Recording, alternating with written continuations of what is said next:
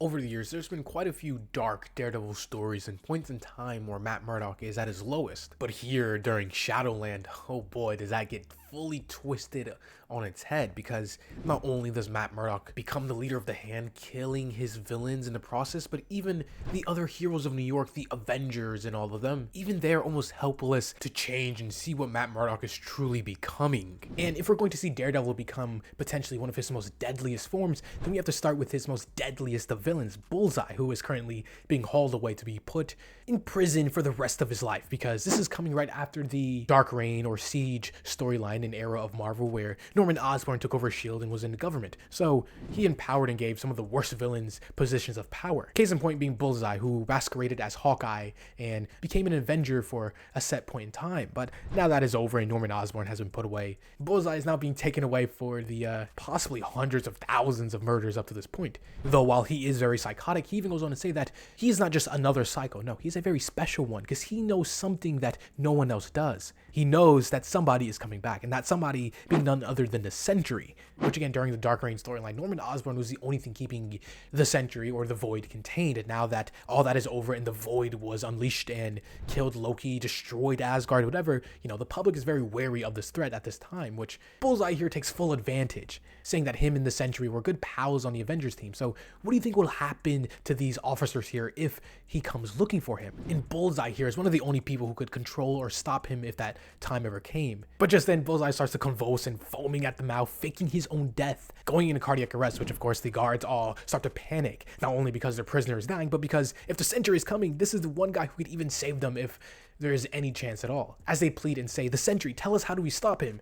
It's made clear that Bullseye literally just made it up as he uses the medical equipment to kill these two guards, saying, the Sentry's dead, and now you both have that in common. Another one from the cockpit turning to shoot Bullseye, but him using his own cuffs to not only break and free himself from the shackles, but ricochet the bullet and headshotting the man, which, come on, you can't even shoot the guy without killing yourself. All of this being cool and all, but Bullseye's escape is just the first step. No, what happens is once he lands and gets out, he sees the truly big thing here. Right smack dab in the middle of Hell's Kitchen is Shadowland, a giant almost ninja temple, and the markings of the Hand everywhere here in Hell's Kitchen, which right now in the superhero community and even the villains of New York is a big thing. We see Moon Knight, Spider-Man, Punisher, even Kingpin all seeing this go down, including also the Avengers themselves, who have kind of slightly turned a blind eye to Daredevil's antics, because he was once a pillar of the superhero community. Though slowly here he's been falling into depravity, leading the Hand and becoming more ruthless, brutal, and deciding to take matters into his own hand and take over Hell's Kitchen and do his own sort of justice and same hero work, just now using the Hand for good, which is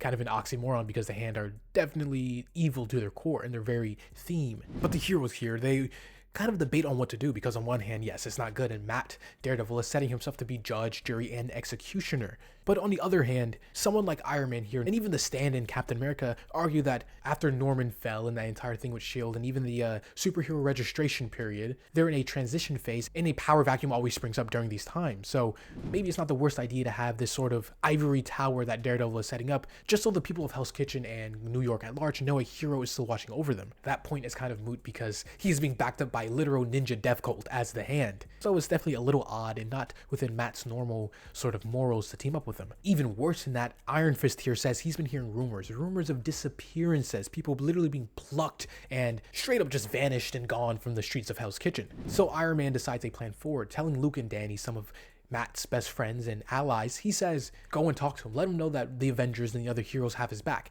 Captain America chiming in saying that just make sure that he understands that this entire Shadowland thing is strictly temporary, and when the time comes for this thing to be over, it all comes down. But the question is, what happens if he says no? What happens if he sticks to this whatever empire he is building? Captain America simply says that would be unwise, because yes, Daredevil is strong and even he might have a little army at his disposal, but against the likes of Thor, Iron Man, and the rest of the Avengers, come on, there is no way he has enough power to defend himself against that. But at the same time, maybe he does, because he's being empowered by something potentially stronger. At the actual fortress though, we see that Bullseye is back in full effect, being in his iconic costume and getting weapons. He is not only glad to be back in killing, but also being able to ditch the Hawkeye bow and arrow and back to a little bit of status quo, which is kind of the worst time to do it because with the Daredevil now, it is anything but that. After just killing one of the hand soldiers and yelling out to Daredevil saying that, do you want to dance one-on-one again? We see Matt finally show up, yes, but he goes on to say that the last time he agreed to fight Bullseye alone, he murdered 107 innocent civilians,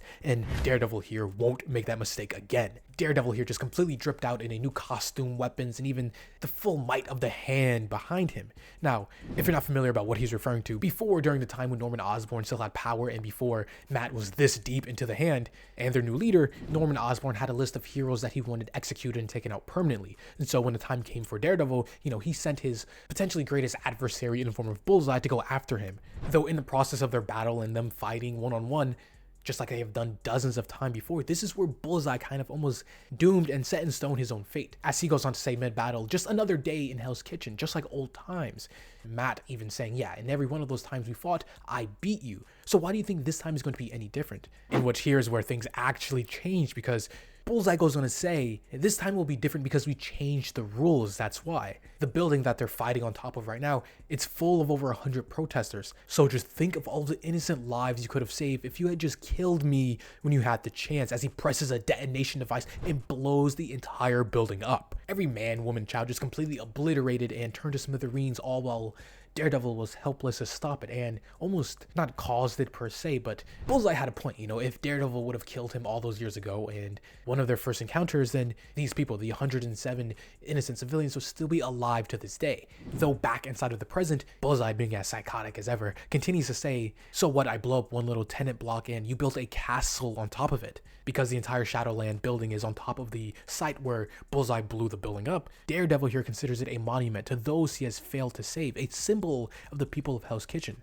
and how he will never allow a monster like Bullseye to threaten them again. I've learned, you taught me that the only way to win is without compromise, as he points and just says, take him, just completely ore farming, standing back as his dozens or maybe even hundreds of ninja hand soldiers just rush Bullseye. But with Luke Cage and Iron Fist, looking out and seeing all this unfold, they approach Daredevil and ask if he needs any help or backup against Bullseye here. But Daredevil makes it very clear his stance on everything, saying, unless you're going to swear allegiance to the hand, then just stay out of my way and let me finish this once and for all. And the thing about Bullseye, as we see here, is that, he is very well known for his incredible accuracy and almost never missing, up there with Hawkeye and other marksmen in the Marvel Universe, but he's also a very proficient fighter and killer. Like, he is dancing and very casually taking out these dozens of ninjas.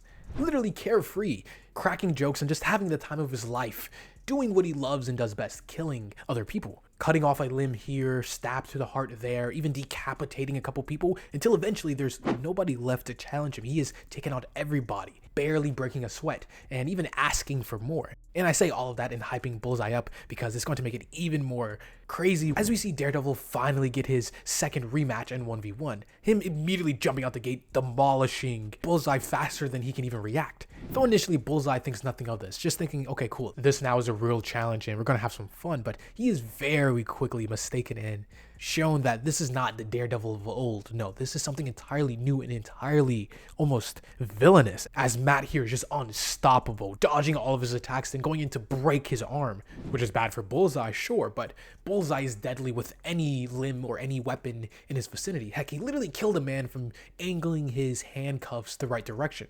So Daredevil goes on to say that, you're just as deadly with the other hand, aren't you? Well, not anymore, as he completely breaks that one too. As Matt then goes on to pick up Bullseye's own sai and weapon. And here's when Bullseye finally realizes that, yes, something is very wrong. How Daredevil is gearing up, looking like he's about to do something permanent to him, even as Luke Cage and Iron Fist are watching from afar, saying that they gotta shut this down and they have to do something before he does something he's going to regret. Daredevil finally and fully kills Bullseye once and for all. Like, no, this is no trick or fake out or some misdirect. No, he kills him straight up, a sigh through the heart, which goes to show you just how far and depraved this version of Daredevil has become.